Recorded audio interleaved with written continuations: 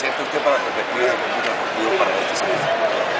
Bueno, a ver, el Cúcuta Deportivo que es un escenario diferente al nuestro, al político.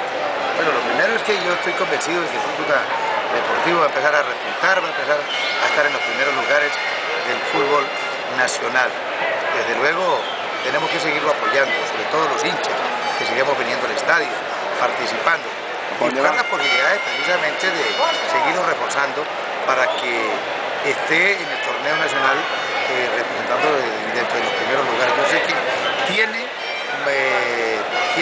madera para lograr estar en los primeros lugares del fútbol nacional.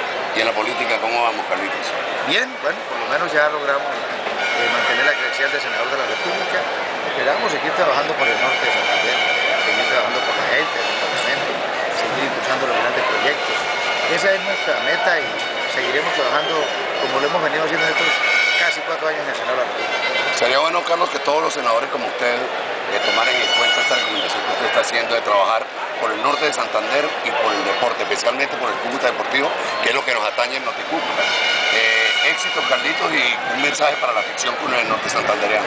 Bueno, yo pienso que el mensaje para la afición del norte de Santander, la gente que quiere el Cúcuta Deportivo, la gente que participa, es que no abandonemos este liderazgo con el Cúcuta Deportivo, que mantengamos viniendo al estadio, que participemos y que lo respaldemos 100% al Cúcuta Deportivo. Muchísimas gracias, Carlos.